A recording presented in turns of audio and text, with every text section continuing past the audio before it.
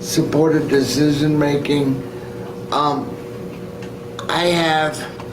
have a small group of people that I really rely on when it comes to really getting down to the day-to-day decisions that I may need assistance or more likely advice as to what those decisions may be. The two areas that I usually need a little bit more help with are the medical decisions when they come up. I am my own guardian, and I do have, I don't need a lot of help when it comes to certain decisions, but I've noticed over the last couple of years that when it comes to those two, that I do like having some help trying to just decide what the best options might be. To me, that looks like being able to make informed choice, which is fairly close, I believe, to supported decision making. But I can give you a quick example. When it comes to the medical side, I've learned over the years that I needed to end up going to my doctor's appointments on my own, because whenever I brought somebody in just to go to the appointment with me to maybe find out what's going on so that we can talk about medical issues or what it may be, the doctors ended up talking to the other individual in the room instead of directly to me. And so the best way that I found to be able to do that was to go to the appointments on my own, so that the doctors and nurses had no choice but to just talk to me directly. And then what would usually happen is that if there was something that I talked to the doctor about and I was a little bit trying to decide whether or not I needed, for example, a procedure of some kind, or whether I should get tested for one thing or another, I would go home and just talk to my group, to my people that work with me on a daily basis. And so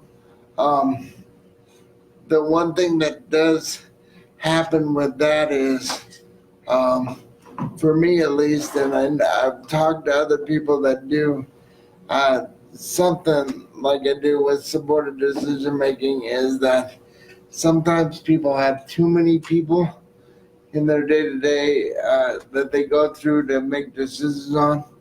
And like I said, I'd rather go the other way and work with just a smaller group.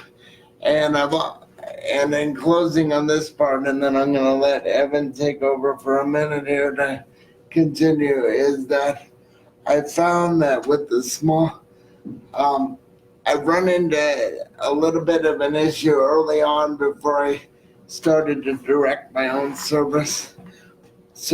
I would bring somebody in and they would not show up one day, or they wouldn't do what I needed them to do. So it ended up being like a trust issue. And so that's one of my big things, is when I'm looking for people to help me with these decisions, I really need to get to know the individual. And when you're looking at supported decision making, I think some of this could also be used for whatever situations that you may have. So, great. Go ahead. Thanks. I'm Evan Dean, and so as we're talking about supported decision making, and we really wanted to start off with. Did you have something else? No, I'll throw in when I'm ready. Okay, yeah, just go for it. So we wanted to start off highlighting Brad's story because it provides some really good examples of how supported decision making looks in real life. So we think about supported decision making as really something that we all do. We all need to bounce ideas off people. We all need people to help us think through some decisions.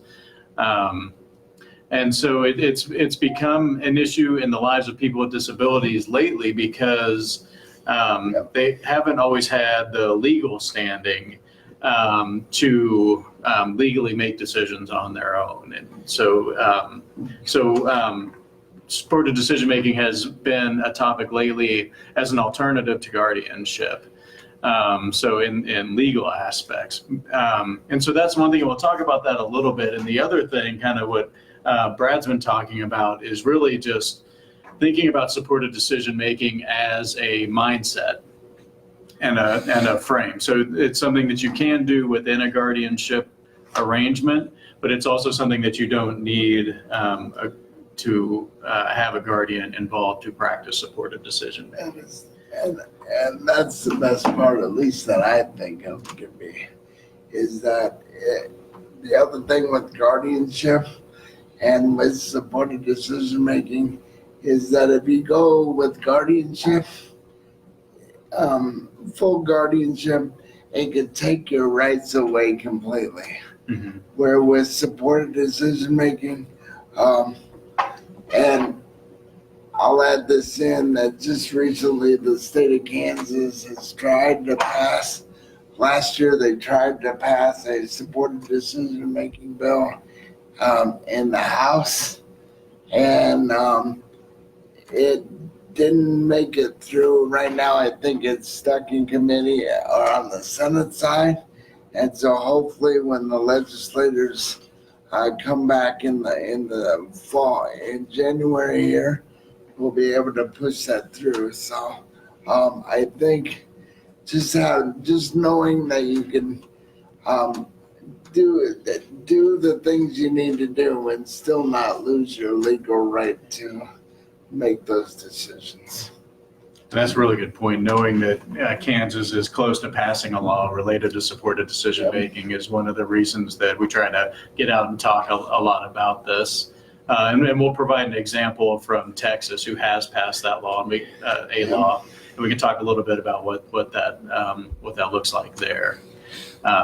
So we're hoping to talk for about 20 or 30 more minutes, just to kind of introduce supported decision making, and then we're going to have a panel discussion after that with a couple of parents who practice it, Stephanie and Sean. And then also Brad, because I think that'll, and then we'll have a lot of time for questions too, because we really want this to be practical information that families can use in their daily life.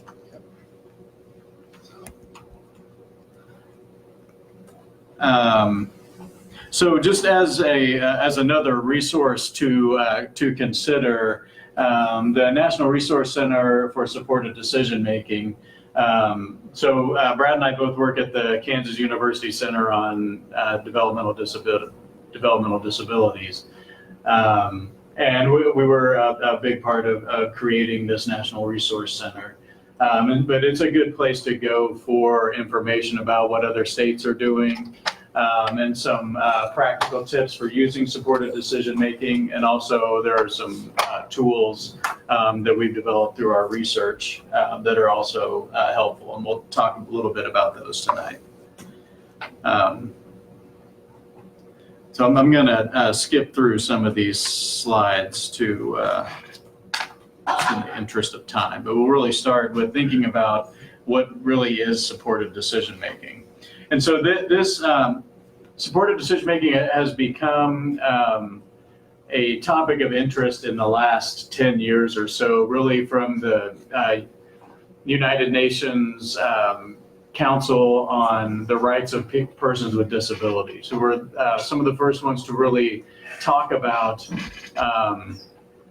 the legal standing and the rights of people with disabilities, regardless of intellectual functioning or anything like that, to make their own decisions, to have standing within the court with the right amount of supports that a person can have. So the definition of supported decision making that came out of that is the process whereby a person with a disability is enabled to make and communicate decisions with respect to personal or legal matters. Now, I would argue that you can take out person with a disability. Yeah. And it looks like about any major decision that any of us make in our life, that we're always enabled to make and communicate decisions with the right amount of support. We all have people that we talk through things with. We all need to gather information from a lot of different sources, whether it's the internet or books or other people or our doctors, to make decisions on our own. And the process, the supports may look different for someone with a disability, but it's the same process.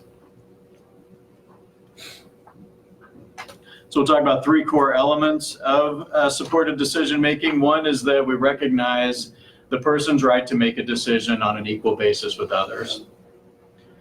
Do we recognize that we can create a decision-making process that does not result in the removal of decision-making rights? And here we're talking in legal aspects as an alternative to guardianship. And to recognize that all people really need assistance when making decisions. So I have a couple of examples just from stories from the news over the last several years of people related to guardianship and supported decision making that kind of highlight some of the aspects that we're talking about. One is a gentleman named Ryan King who lives in Washington, D.C. Ryan's parents are his guardian, were his guardian, but they used a supported decision-making process before it was really called that. But they knew Ryan could make decisions. They knew that he could do a lot of these things on his own, and they gave him the space to do that. So he worked his own job, lived on his own. His parents helped him with some of his budgeting and things like that. But Ryan lived the life that he wanted to live and made most of his decisions around that. His parents were his guardian, and they had actually petitioned the courts to remove guardianship because they were concerned. They knew Ryan very well and knew what he wanted to do and supported him to do that and to make the decisions for himself. They were concerned that if something happened to them and someone had to come in to replace themselves as guardians, That would change his life. That there was no guarantee that they would still practice supported decision making. So it kind of highlights supported decision making as a mindset that can be used within guardianship. The danger is that it doesn't have to be practiced within guardianship. So families who use that, there could be a change if something were to happen within that. Question? Yeah. And I'm going to have to get you into this, but Sure. you mentioned earlier the law that Kansas was monitoring. Without getting into a lot of detail, you might save that for later, but is that what we're talking about here, where that law might mandate that Ryan was able to keep his supported, in whatever, if that was in Kansas, let's say. Is that what the law perhaps might be about, at least in part? So what Kansas is looking at, and we'll talk about Texas, who has passed a law, and what they require is evidence that for guardianship, that you have to have considered supported decision making or alternatives and tried them out before going for guardianship. So it's still possible to have guardianship arrangements, but there are things like power of attorney and things like that, and supported decision making. That you have to try those things before guardianship. And the interesting thing about having it be a law is that you can have informal arrangements for supported decision making. That, hey, I trust Brad to help me make my decisions, so I'm going to go to him if I have a major medical condition or need surgery or something like that. That he's somebody I bounce ideas off of. The problem is that if you need that person to access information from a hospital, if there isn't a legal process, if he's my trusted supporter, that's not a legally binding thing that a hospital has to recognize. So having a law around supported decision making makes that a legally binding thing that you can show a hospital. So Brad could get my information if I needed him to. The Kansas law that's pending is House Bill 2034. And you can put that in and go look it up and learn a little bit more about it. I'm sorry, what was that number again? It's House Bill 2034. And they didn't vote on much of anything at No, legislature this year that might have got through. But Yeah. anyhow, that way y'all have that number. Yeah, that's great. Thank you. I believe it's passed the House at this point and is waiting to go for a vote in the Senate. It's stuck in committee like a Yes. bill on Capitol Hill. Yes. Stuck in committee, and hopefully we'll get out those. So just real quickly, I wanted to maybe. Well, this is Ryan's mom on the left and Ryan on the right, who, if I could get it to play, would talk about their experiences with supported decision making and why they wanted that arrangement. But I'll give you a spoiler alert. They would tell you kind of the same things that I just told you about their story. So I can't get it to play. So Jenny Hatch is another person that's been in the news a lot related to supported decision making. She is actually the first person in the country that was mandated by a court to use a supported decision making process. And her story is a little different than Ryan's. She was actually her own guardian for most of her life. And again, she worked her own job, lived in an apartment on her own,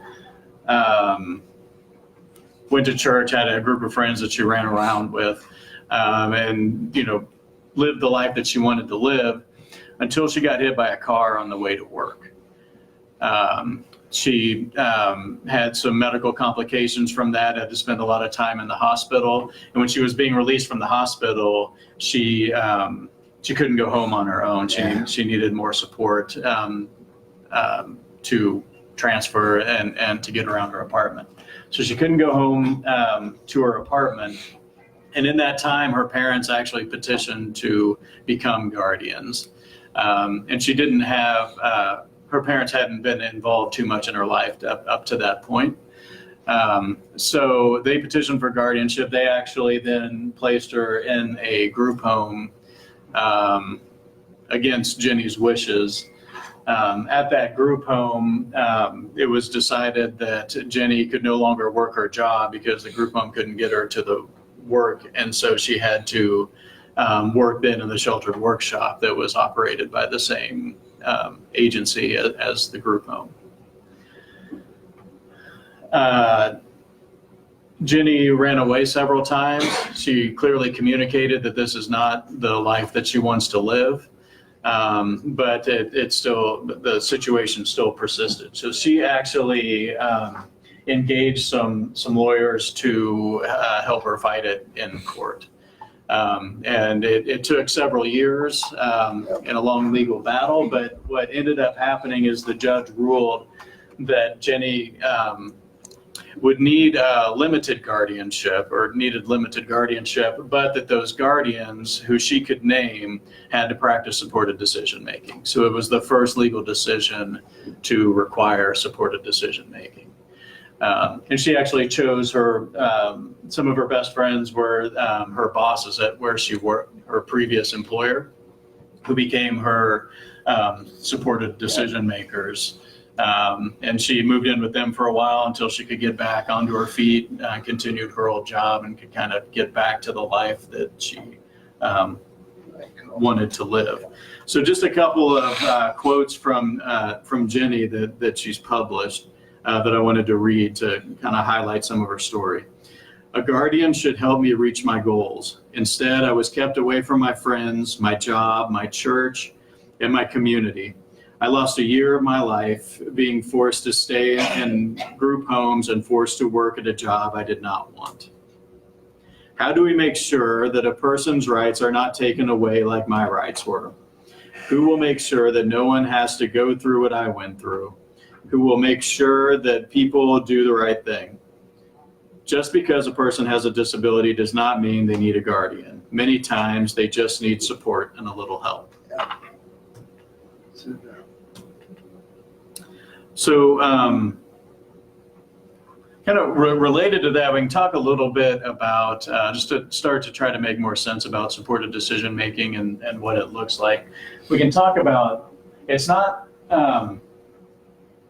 only a legal option. We've talked about this a little bit, and it's not a program. It's not something that you necessarily just go do supported decision making somewhere. But it's really more, as we talked about earlier, it's really more about a mindset that you have. Were you gonna add something?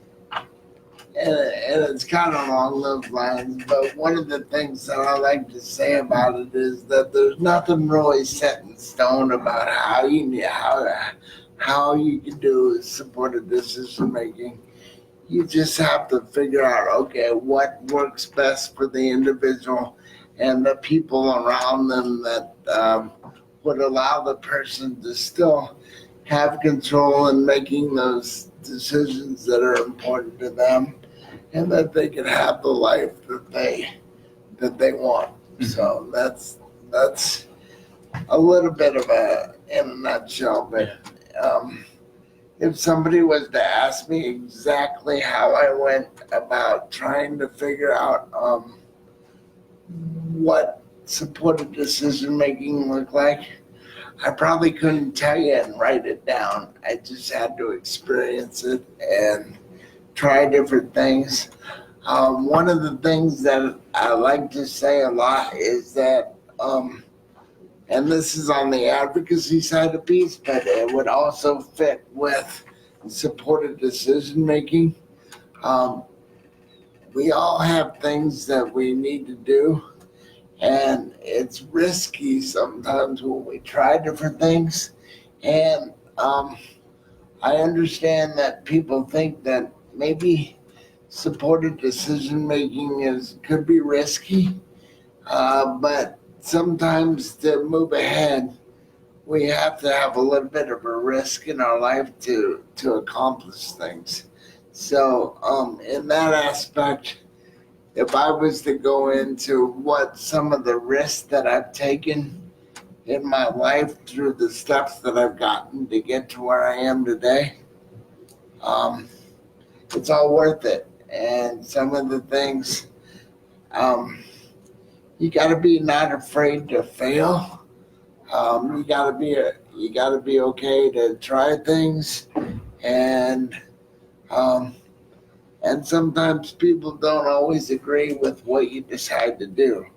But when it comes to supported decision making, we all have that to where we all have things that we want to get accomplished, and we all just do it in different ways.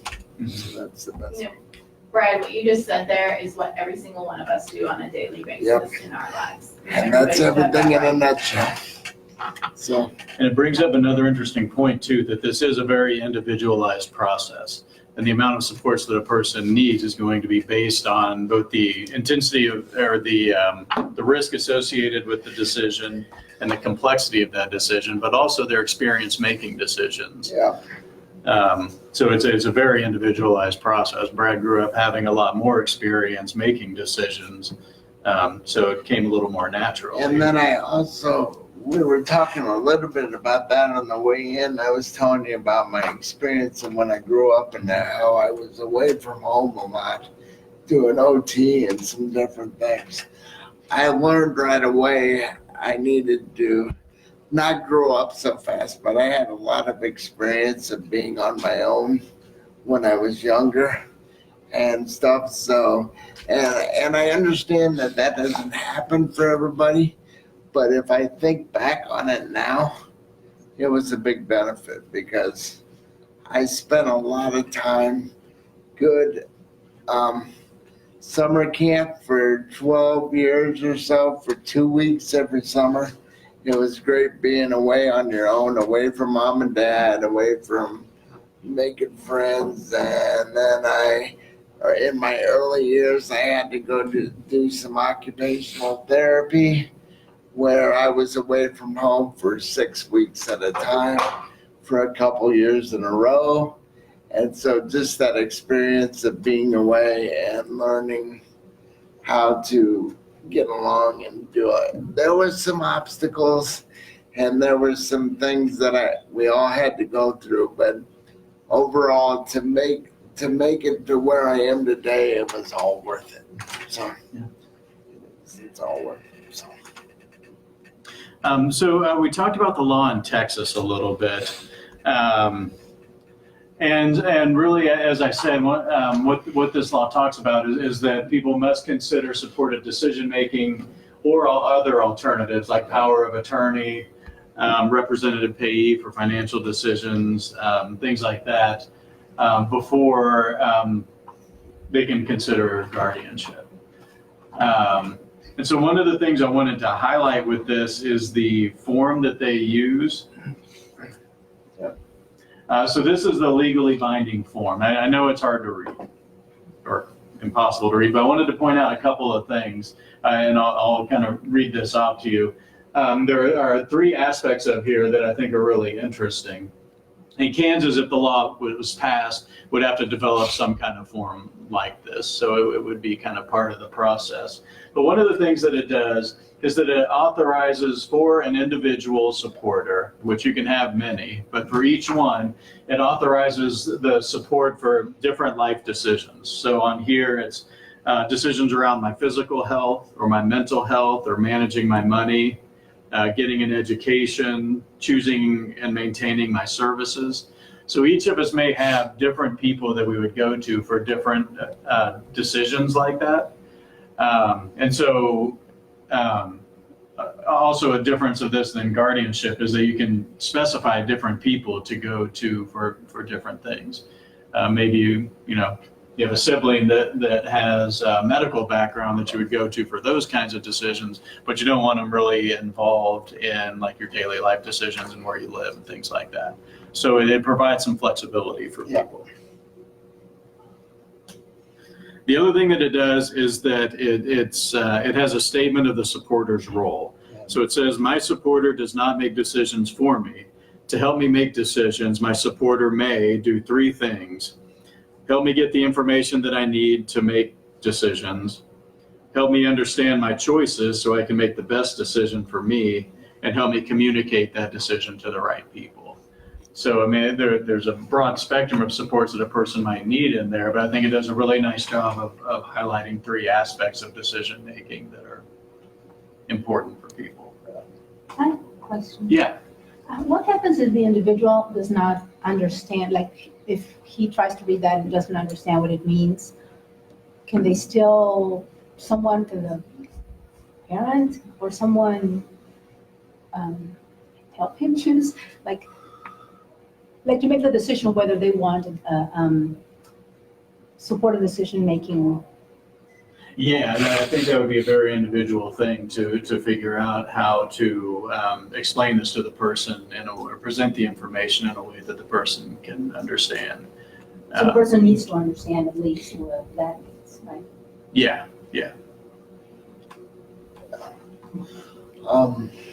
Not necessarily as it's worded here. I mean, you could reword it. Reword it. Yeah. Yeah. Or use pictures or some way to convey the information. I'm good. Go ahead. I think we got it covered. The third thing that I think is very important on this too is that you put a date on here that can change. So if someone is helping you, let's say, make financial decisions, and you come to find out that they're actually taking advantage of you, that you can change that. You can withdraw the person's legal authority in that area. So I think that's a very important contingency to have. Any questions up to yeah? So let's just say you appoint or assign, they agree, 2 people for medical decisions, and they disagree, and they give you different, suggestions and let's just say I'm the person who has the decision making, and I mean that and I say, oh, if I do this, I'm going to die, and if I do this, I'm going to be whatever. What happens? Does a judge intervene? Who intervenes?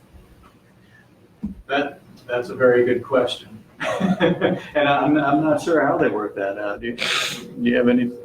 Well, the thing to understand is that if a person's their own guardian, they're going to make their own decision, and the supported decision-making agreement is in place so they have all of the information and they have trusted people around them to help them make those really complex medical decisions. We know that if somebody was faced with a life-threatening illness, anybody can have a complex medical decision. Do I want to have treatment for cancer? That is a really hard decision to make, and it's no different for a person with a disability. And so what has to happen is that person needs to make given all the information from these trusted people, and their decision needs to be respected. And people struggle with these medical decisions or other complex life decisions all the time. And people's core decisions need to be respected once they have all the information. Is there somebody to challenge that? Like one trusted advisor could challenge the other trusted advisor in court and say, I don't think that's right, or, Well, the issue is that if a person is their own guardian, they have the exact same legal status you or I do. Which means that if I get advice from my mom and I get advice from my sister and they disagree, I'm still the legal decision maker, and there isn't anything to challenge unless somebody can prove to the court that I have dementia or there's something wrong with my decision making process, and we have existing processes for that. But if a person is in the exact same mental status they were for the last 30 years, or the last 10 years when they've been making decisions on their own as their own guardian, their decision is the final decision. There's nothing to challenge. People may not be happy with the decision they make, but there's nothing to challenge. And that's one of the hardest things for everybody, but including people with disabilities, who is making decisions that may not make the people around them happy. And Brad, you might elaborate on that a little bit in terms of making your own choices when other people are. All right, here I'm trying to think of a couple of examples that have just happened. Well, there's a few, but the one that I really like to talk about, and you can help me, Sean, here a little bit because I'm thinking it differently than what I know. I had two things that I've done. Oh, I know which one I'll use. Sorry. And this had nothing to do with supported decision making, but it's one of my favorite things that I use all the time. I used to get services at a sheltered workshop, let's say. And I was living in the residential in Overland Park, and let's just say that I was offered a slot to work at the workshop doing piece rate, and I had an opportunity, and it was basically due to the fact that I was doing a lot of volunteer work for this particular provider, and I didn't have a job at the time, and I was trying to figure out what I wanted to do. So I ended up, all right, I'll go that way.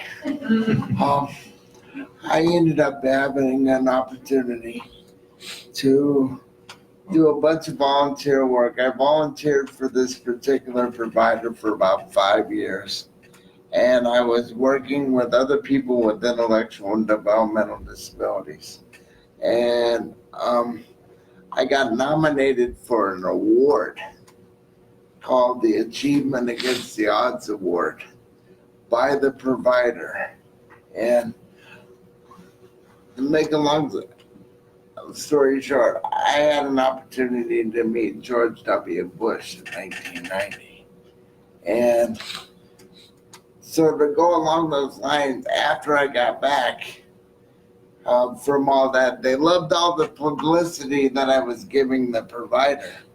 But when I came back, they offered me a slot to work in the workshop. So I did that for about 4 years, and this was right about the time that person-centered planning was started. It was 1995 or so, and I ended up that I knew I didn't want to spend the rest of my life doing piece rate work. And I had other employers and job coaches helping me try and find other jobs. A lot of the jobs were that I didn't want to do. I didn't want to work at a fast food restaurant or any of those types of places.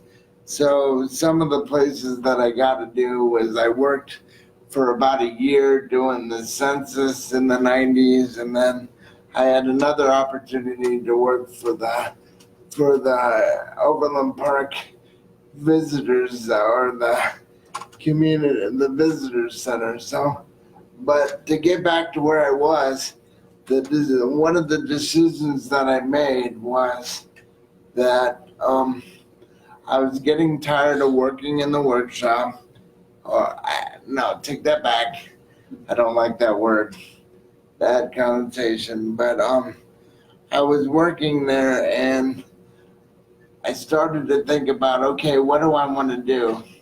So I had a friend of mine that was in the residential program with me for a long time, and we started to toss around these ideas about what can I do? So we came up with a job description, so I ended up getting a job working part-time for that actual agency, being a advocate, liaison, whatever you wanted to call it.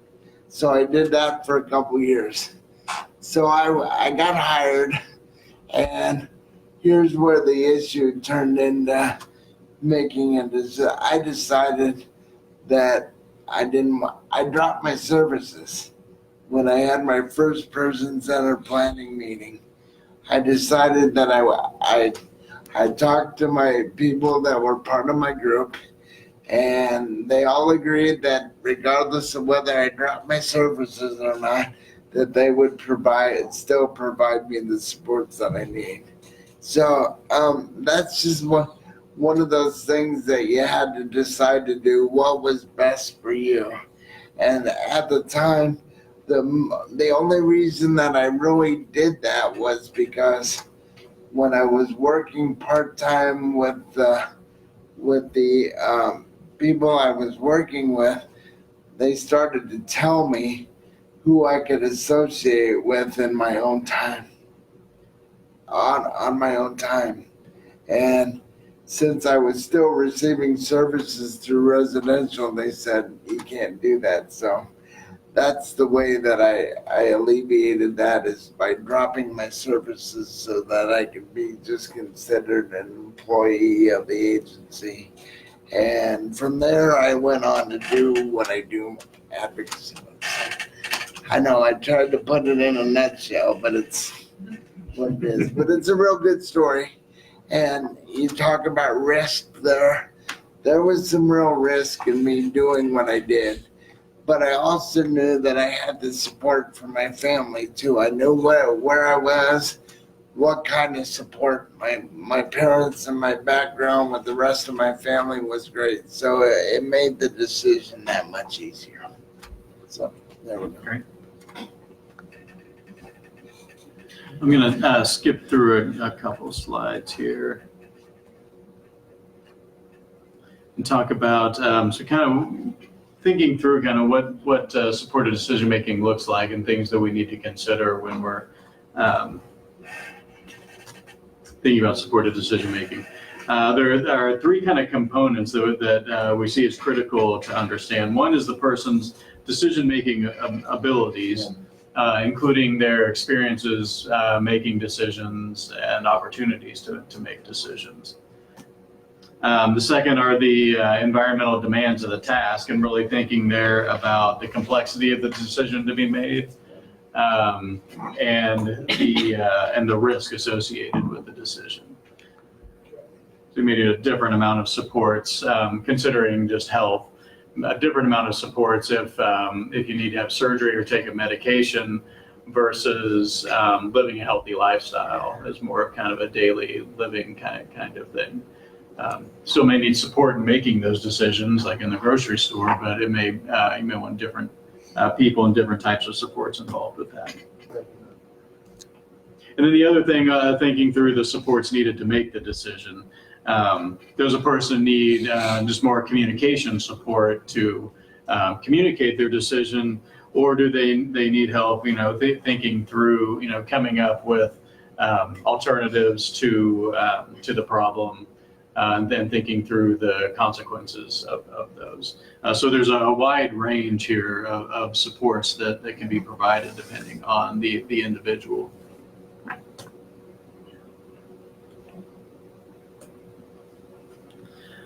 So we think about the abilities of the person. We actually think about not just making a decision, but kind of the broad range of activities that are involved with that, like identifying the possible courses of action, identifying the consequences of each of those actions, assessing the possibility of each consequence occurring, whether it's more or less likely to happen, and from that information, choosing the best alternative, and then implementing the decision. So a person may require a greater degree or different type of support for anything along that process. So we've developed an assessment that we'll talk about maybe towards the end that kind of helps individuals think through those different aspects and what supports they might need along the way. And then the other thing that we've talked a little bit about are the environmental demands. And we've talked about it a little bit, but just thinking about the different types of decisions that we make in our life, from health decisions, financial, legal, decisions about relationships, and decisions about community living. That each of those areas may require specific kinds of support and a different degree of support depending on the person. I think there's another. Go right ahead. Oh, sorry. Yeah. I have a question. So how do we say the individual with intellectual disabilities has support decision-making? And who regulates the participation of the supporters? Like, this individual is not aware, so he or she just decides, I'm going to do this. So who makes sure that he at least has talked to the supporters to get advice or information before he makes a decision?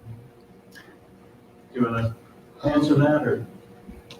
I'm trying to figure out the best way to answer that one is, I think, and I hope I'm right here, but I think one of the things that works best is that if you have somebody that can communicate with that individual about what do they want to make with those decisions, and try and figure out, okay, I'm trying to come up with a simple example that we could use for that. I think one of the things that we could use is the ability to, Can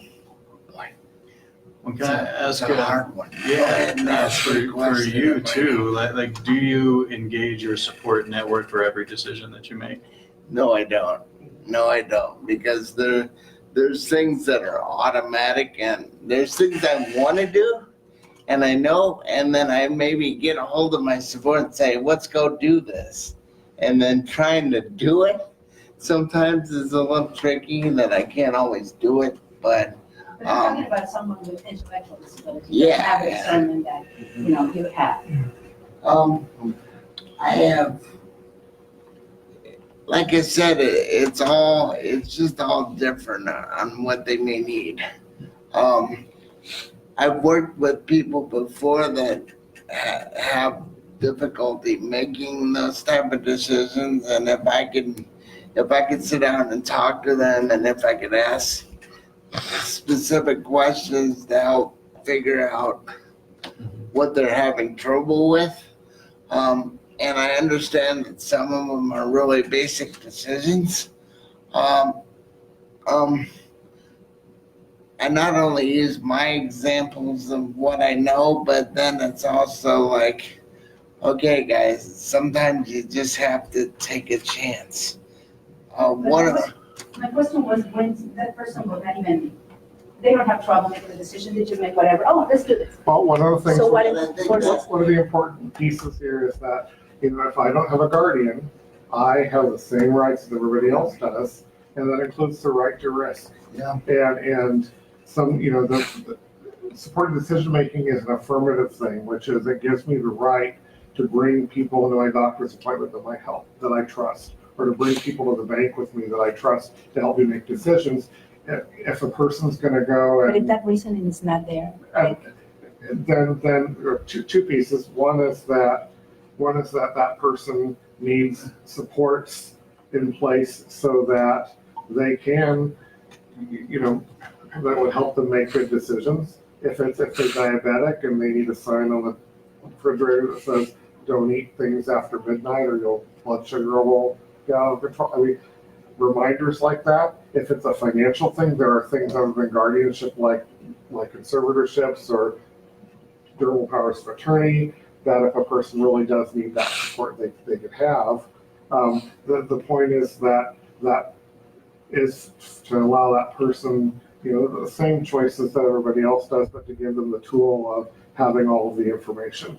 And sometimes in the past, the choices people make that have ended badly have been used as a justification to get guardianship of somebody or to take somebody's rights away. And if we took rights away from every 18 or 20-year-old who made a bad choice, nobody would be neuro guardian. and is there legally a way to at least make sure that he has consulted, he has sat with the? No, the point is the power is with the person. Mhm. The person is empowered to bring these trusted people into their life. A good example might be, let's say I have a question about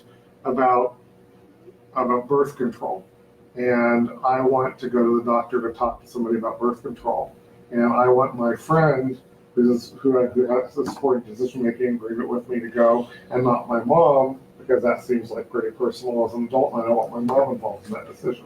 So I could bring my friend to help make that decision instead of my mom. And I have a right to do that. And is there a way to put a provision to the supported decision making if that person doesn't even think about birth control? No, but again, people have the same rights you or I do.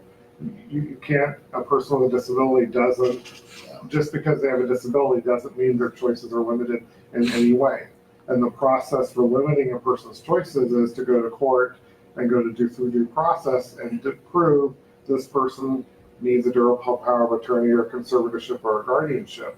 But the people make a lot of bad choices. People drink too much, people drive too fast, and that doesn't mean they shouldn't be their own guardian. And so again, we want people to be able to be informed to make all the decisions they can, but just because a person's going to make poor choices doesn't mean, unless it's putting them in true crisis, unless it's meaning they're getting evicted from their apartment, they're going to be homeless. There are still other ways to intervene before you take people's rights away. But you can also start to craft this. My daughter has Down syndrome. She's 20 years old. And we don't officially have supported decision-making in Kansas, but we kind of did our own thing and found an attorney who would work with us. But we sat down and talked through things with her. And one of the things she will tell you is that she can't do money.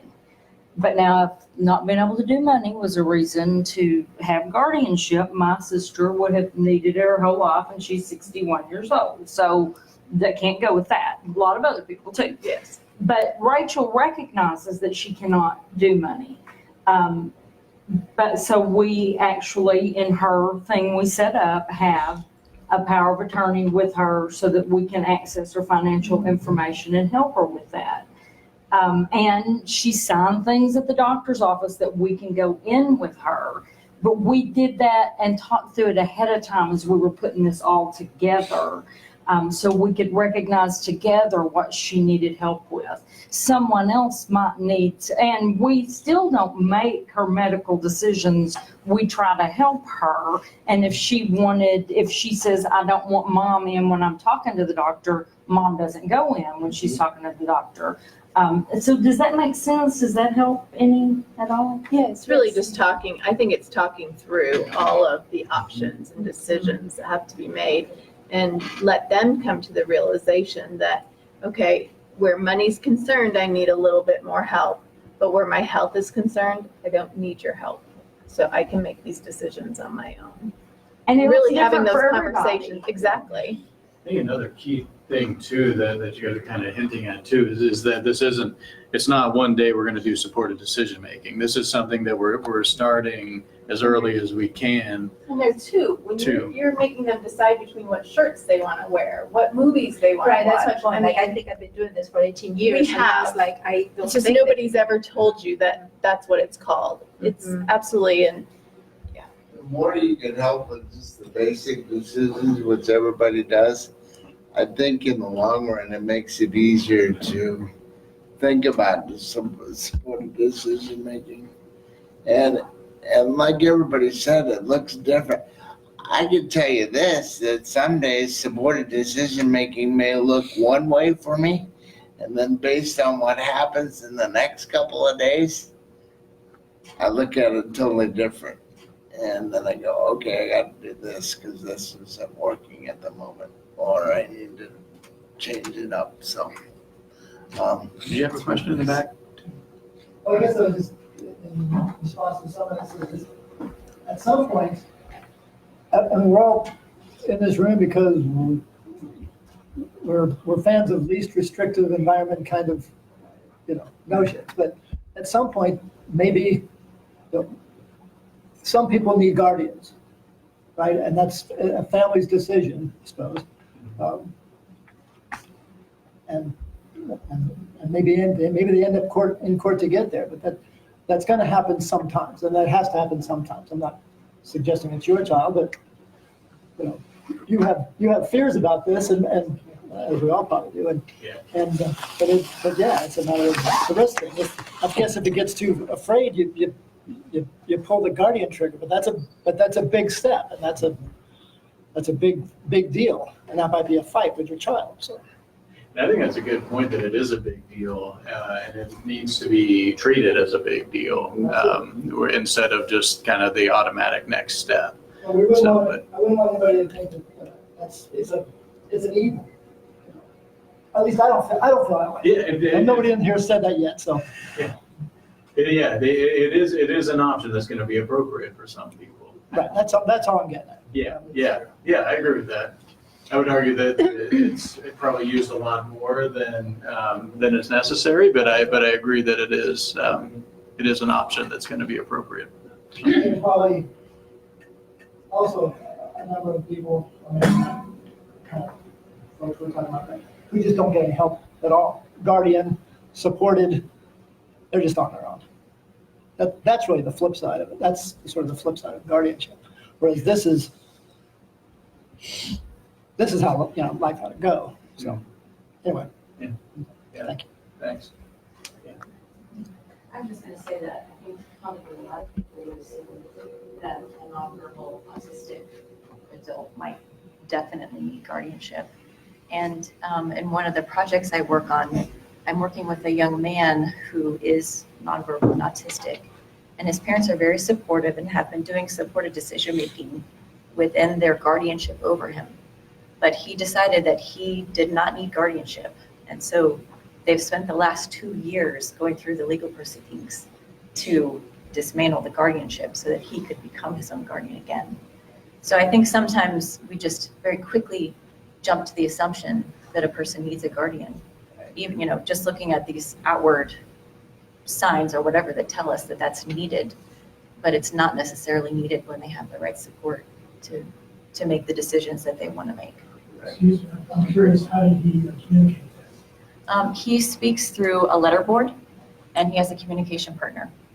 And he's actually posting information about this whole process that he's gone through in this national project called SARCAC. He's one of 6 national fellows. He's doing an individual project where he's working on supported decision making and really trying to educate people about the importance of giving people the right to make their own choices. That's awesome. It's a great example. What's this one? It's called StarTech. It's South Africa. Brad is on the advisory committee for If that. I can get it, it's a South Africa. I gotta get it right again. It's messed up. It's a South Africa Research and Technical Assistance Center. And Nice. what we do is another part of what I do is I'm working with a group of advocates from around 13 states. And we are compiling all the different advocacy tools that are available from around those states. And we are trying to update them and make them available all on one website so people can go and find it as a resource.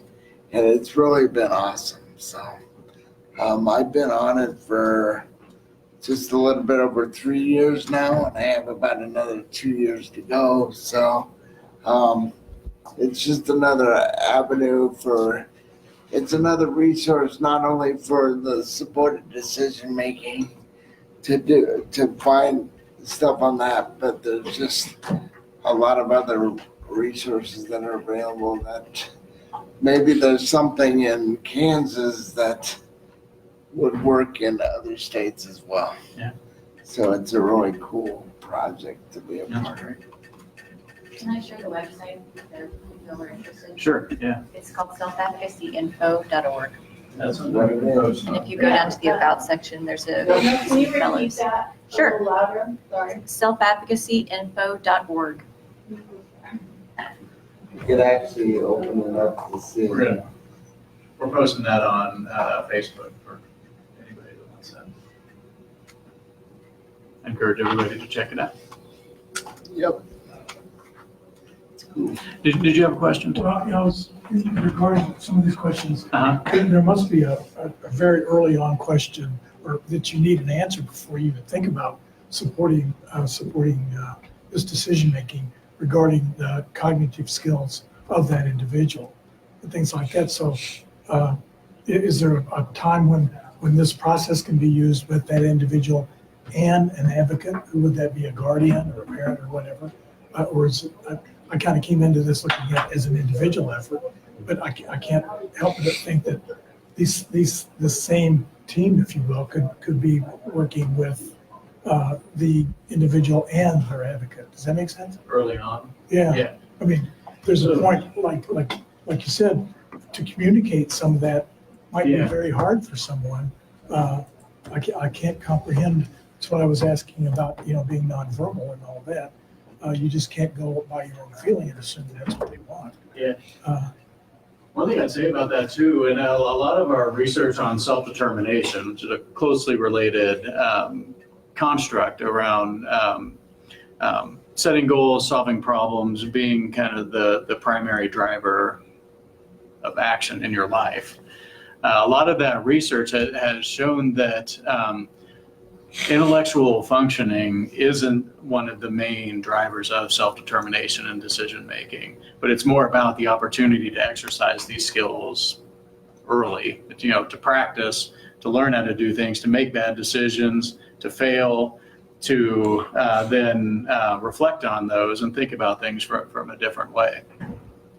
So we're talking about skills that can be developed. So I think you're absolutely right that starting as early as you can, like Stephanie said, making decisions that are appropriate for a 2-year-old to make as a 2-year-old, and then kind of progressing, as we do with all of our kids, and so that they can learn how to do those things and practice along the way. Yeah, I don't think this topic for here tonight is for parents of 18-year-olds. I think it's for much younger. We really need to start much younger and think about that and have those discussions. And so that when they do turn 18 and they're a legal adult, they've already got the information that they need to make the decisions and say, Right.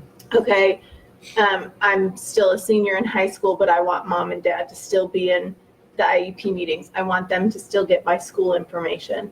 So I'll sign a release for the school. And that way, you're not taking away my rights. I still have the right to make other choices.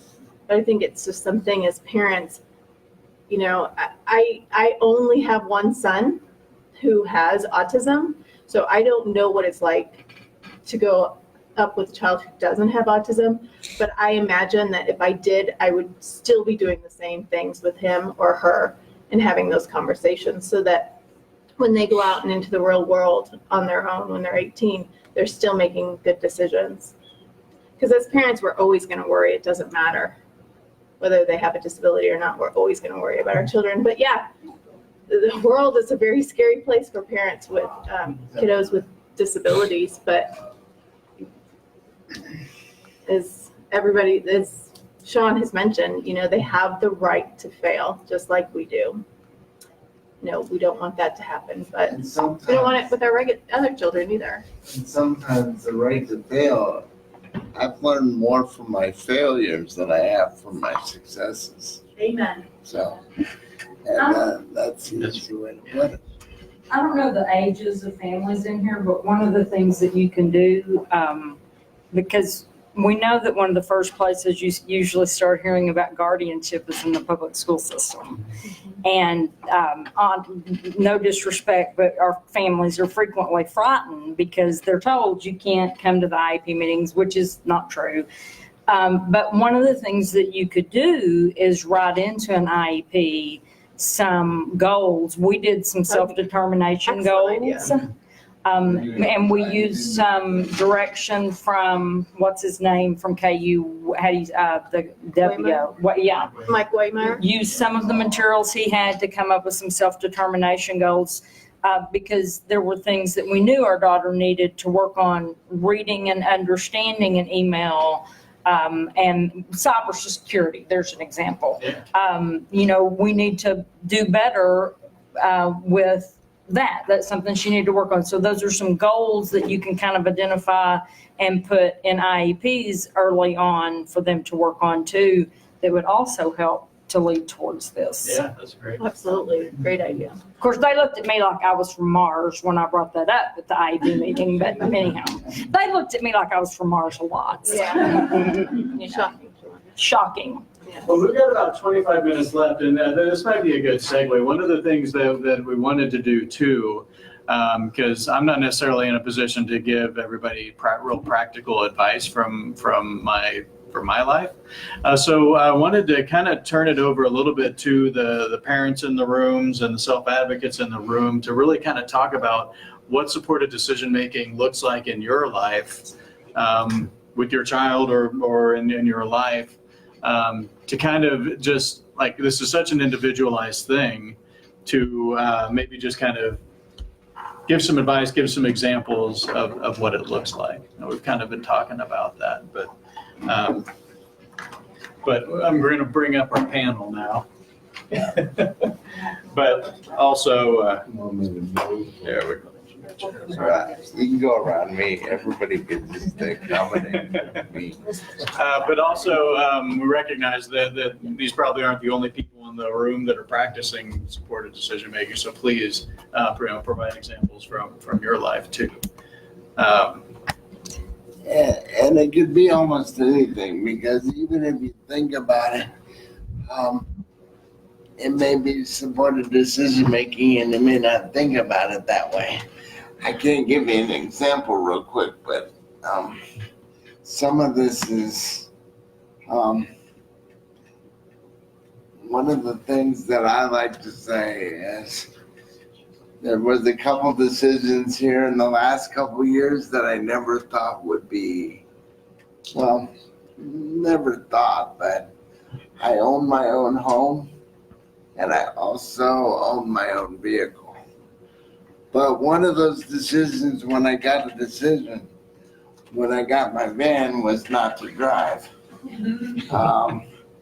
My eye-hand coordination when it comes to driving and using hand controls is non-existent. So and I've got one of the attention spans of a squirrel. Don't say. So we all appreciate you making that decision. I don't drive, and so I have other people drive me.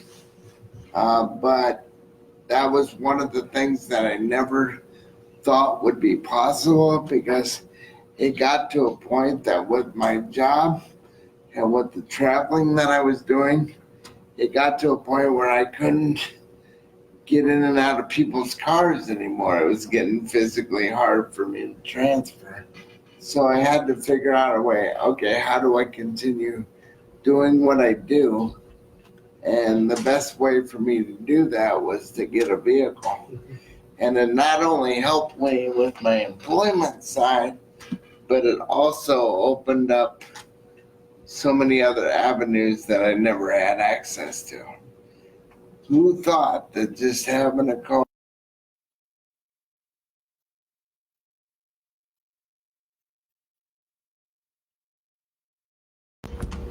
was that, and that was important to me. And I think also the other one was owning my own home. I never thought that was going to be on my plate, but I had an opportunity. I found a program here in Lawrence that would allow me to do that, because I don't have the income to go out and outright buy a home. But the program that I went through allowed me to, they put some money into it to make it accessible, to make it work. And then it also helped get the cost of my home, like my mortgage payments, down to where I can manage them. So I think a good example when you decided to buy your van. Yeah, go ahead. You know, I can share a slightly personal story. Go right ahead. One of the people who didn't want you to buy your van was your dad. Yeah.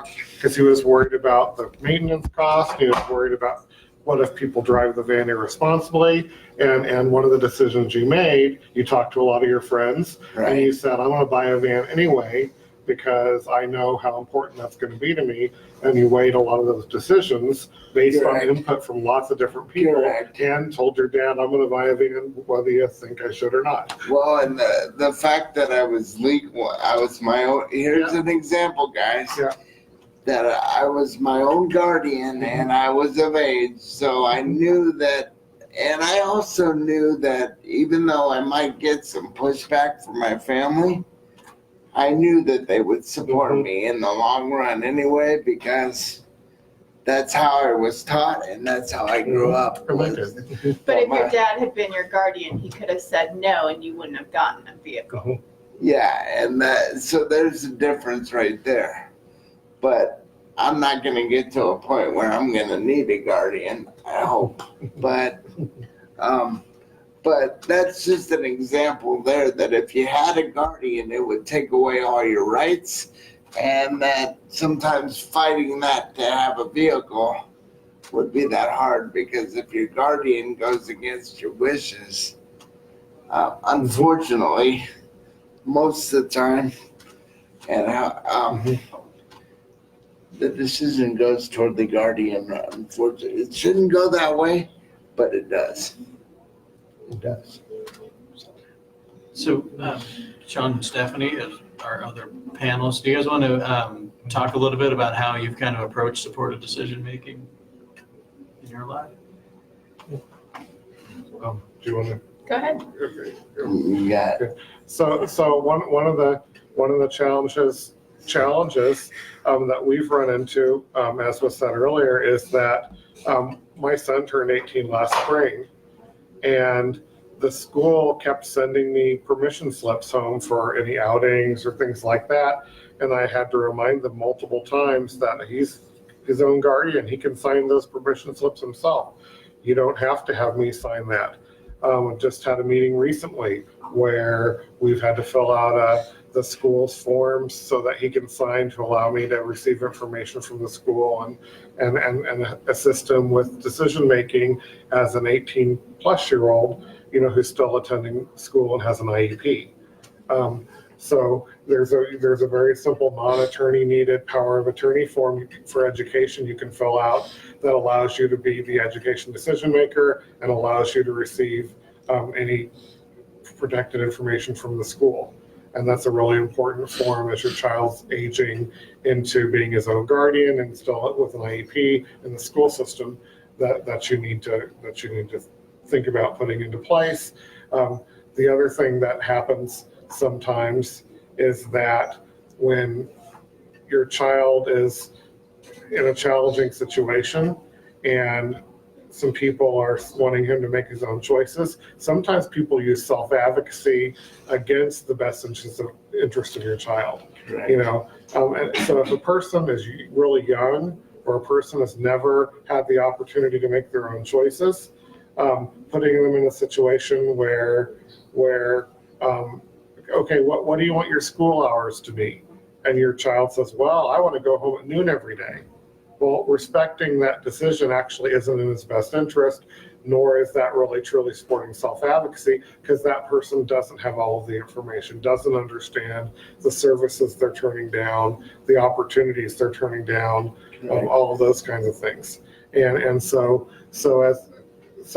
it's important that our kids, as they become adults, are put in situations where they're truly given all the information, which is what that supported decision-making piece is supposed to look like. The other thing we talk about is that it's really important as kids age, you know, from way back in elementary school, that there are some opportunities to make choices, to handle money in a way that you wouldn't think you would like your child doing, but there are going to be some natural consequences to it. My son had a job for a while, and he put some money in savings, and he likes to collect action figures.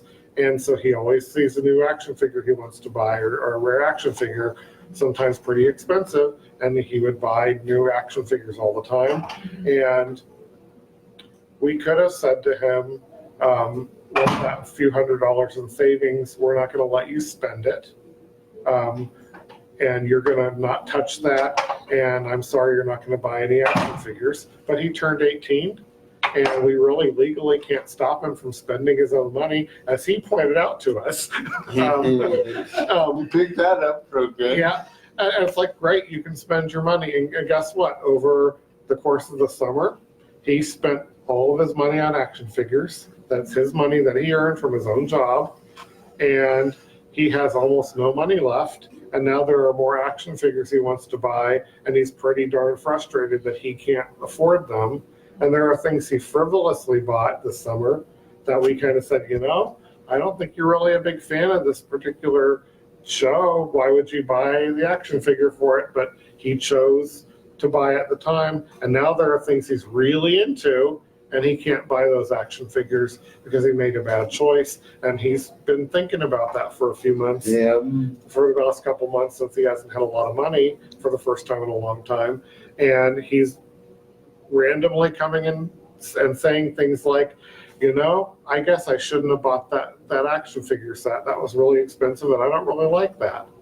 And then he's actually started looking at, I have a lot of items in my collection that I don't really care about anymore. Maybe I could sell them on eBay and buy things I really do want. And I think that's what he's doing. And he's starting to think about doing that. But that only happened because we made the decision that was painful to watch of him squandering his $400 in savings on really trivial and frivolous, what we consider trivial and frivolous purchases. But that's how he's learned this lesson that, and I think next time he has savings build up, he's not going to approach it the same way. And so that's an example of allowing somebody to practice some decision making, And there's to some risk give in them there. some support and advice along the way. The real risk is he can't overdraw his account. Worst thing that's going to happen is he's going to have $0 in his bank account. Yeah. And there's nothing wrong with Yeah. that sometimes either. So. And how many 18-year-olds have $0 in their bank account Yeah. because they overspent or didn't spend money they shouldn't have spent? I think, how many, raise your hand if when you were 18 you had that experience? So there you go. And so it's really important for our guys who are in these situations to have some of those opportunities to understand what that looks like. Yep. Uh-huh. Sure. So you mentioned power of attorney with education. Yeah. So I'm kind of wondering about those more formal, I know most of it would be more of an advisory and supportive role, but more those more formal roles, conservatorship, that sort of thing. How do I find out more about that? I guess what I'm, thinking, I think I'm kind of hearing in other families too, is that, you kind of want a safety net for some of those major decisions that maybe medical, education, things like that. So how do I? So the simple one for education, it really is a simple form you can fill out that your child can sign and gives you the right to be a decision maker after they're 18. Yeah, and so that's really simple. In terms of some of the other things like conservatorship or powers of attorney, So one of the things, I'll put medical stuff aside because that's a whole different animal. But as far as like conservatorships, I've worked with people who have guardians who've gone out and rented $2,000 worth of stereo equipment and signed a contract because the person didn't know they had a guardian. Somebody still has to pay that money back and still has to pay a penalty. There's nothing that's going to nullify a contract like that a person who has a guardian signs unless the person knowingly deceived that person. Like, I know you have a guardian and I'm going to sell you this anyway. So likewise, criminal stuff. If your child is 19 and has a guardian and they shoplift, that's not going to stop the court from prosecuting. In most jurisdictions, it doesn't protect them at all. So why are we getting guardian? One question is, why are we getting guardianship? What are we really protecting them from? If the question is that I want to be a co-signer on a person's bank account, or I want to make sure they don't write checks, one of the really cool things about technology is that we have so many better tools now than we used to have 30 years ago when we had to have people having 2 signature checking accounts, because we can have people have bank accounts that don't withdraw below zero, people with debit cards that have a limited amount of money on them, all sorts of protections we can put in place that have nothing to do with guardianship that pretty much protects the person's financial interest. If my son had $50,000 in the bank instead of $500 in the bank, I would not have been cavalier about letting him spend the whole thing down. But there are a lot of things we can do in place that we don't need. The one exception is a person with complex medical needs who goes to the doctor a lot and might need somebody to have a durable medical power of attorney to really help to really be there, because there's a difference between supported decision making and being in the doctor's office with somebody. Oh yeah. So they have information, and a person who has regular life-threatening seizures and does need somebody possibly to be talking to EMTs or things like that on a regular basis. That's where those things kind of come into play. Kids who are 19 and healthy and as healthy as any other 19-year-old, if they're their own guardian, actually they'll probably have a better chance of getting better treatment from a medical facility than if you're a durable power of attorney overseeing that. Right. I have a question. If the doctor needs informed consent and the doctor determines that the person is not understanding, it's not able to process what they're telling him, do they appoint someone? What happens in that case? What should happen is that I'm an adult and I have the same legal rights as anybody else to make a medical decision, and that medical decision should be supported.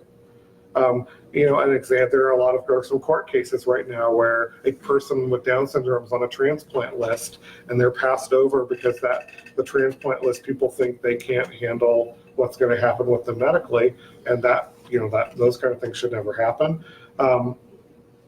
But if the doctor decides this person does not have. Sometimes doctors do that.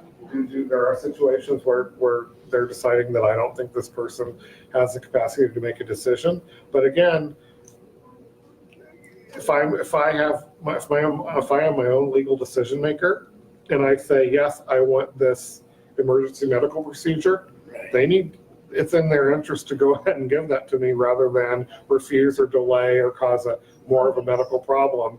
And so they're going to need to do that. And usually they understand that they need to do that.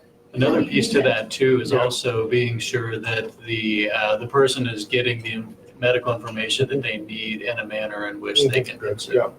And that they They say can. he needs an appendectomy, and the doctors come, they won't talk to me because or to anyone else. And he says, oh yeah, well, whatever, and keeps playing video games or whatever. Like, the doctor knows, he's not even interested, he doesn't even understand what I'm gonna do. And they say, well, this person does not have the capability for them to say, well, the informed consent is, requirements are met. My understanding is that they will go and ask somebody else or appoint somebody else other than the parents or anybody. That's one of the reasons to have that supported decision-making agreement, which can outline that I want these people to be in the doctor's office with me, helping me make these decisions.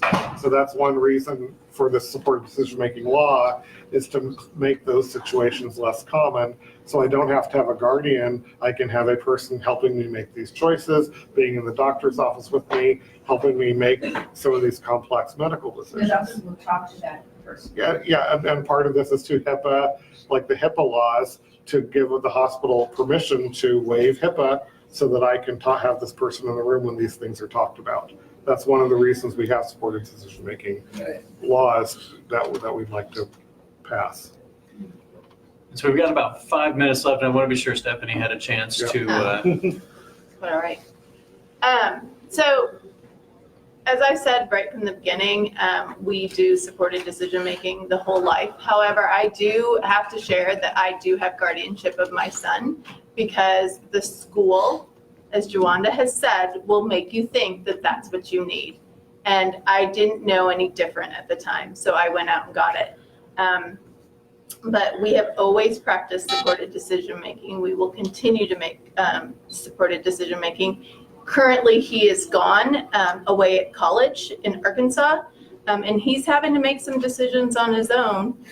He does call me and talk to me about things, but for the most part, he is making decisions on his own. And I do plan, when he does come home, to petition the court to have guardianship removed. And the biggest reason, and it's not because of anything I do, because we continue to live our life just as if there is no guardianship.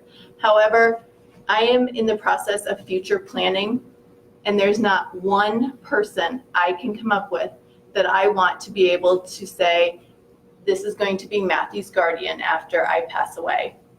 Because I shouldn't say there isn't one person. There is one person that I'm okay with. But other than that, I don't know that they are going to allow Matthew to make the exact same decisions that I would allow him to make. And I say allow because of the guardianship, but that he wants to make. And if that person's gone and I'm gone, he becomes a ward of the state, and the state makes the decision of who that could be.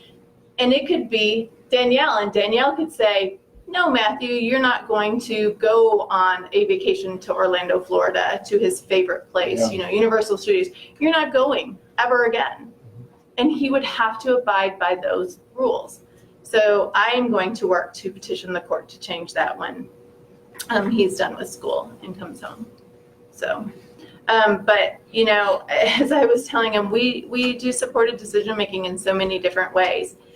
He had his first road trip with his friends a couple of months ago, and they went down to Branson.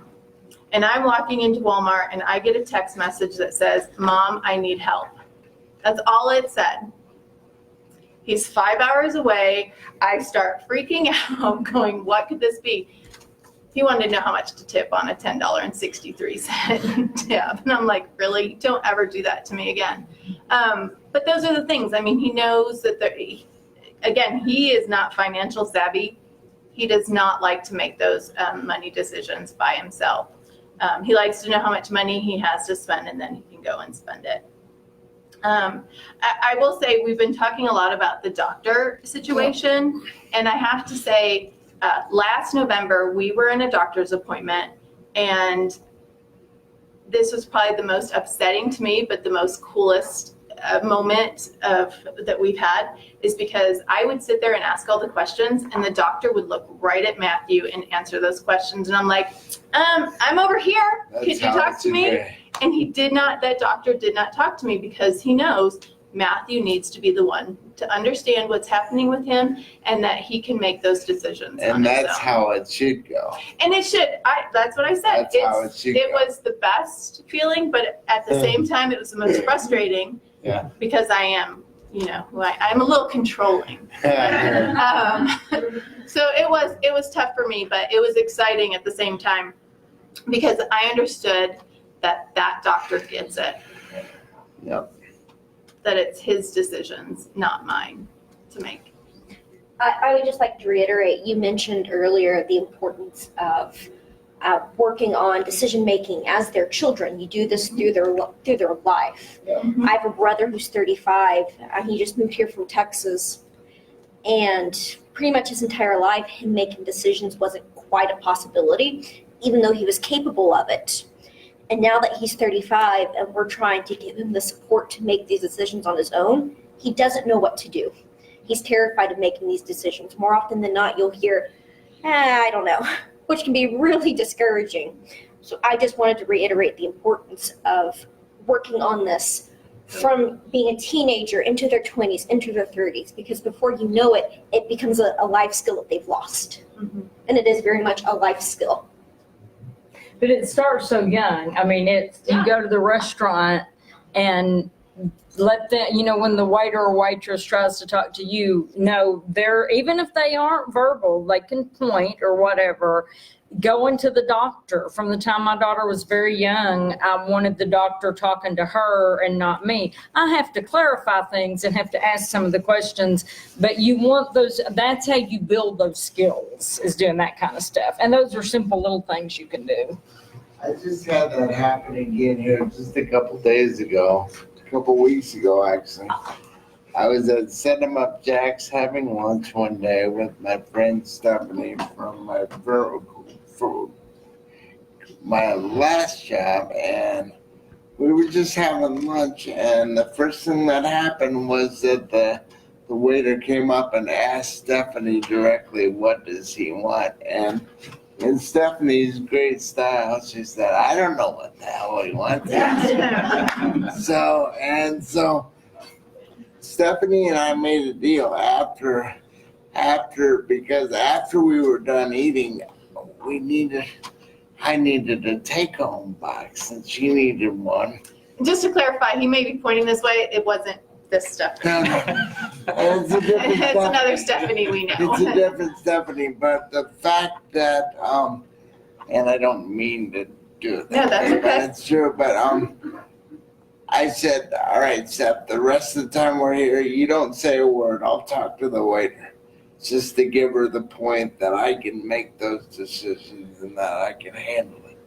And that's how you do it. You just put them out of the picture and you just go. But it's amazing that it still happens today.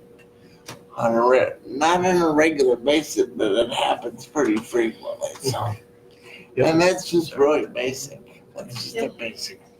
The other thing I was going to say that I think what both of those items speak to too is that it's a way for that supporter to build trust with the person with disability. Right. That your daughter may not mind having you in the doctor's office when she gets older because she knows that you're going to help Just the there to doctor support. focus on her. So that's really cool.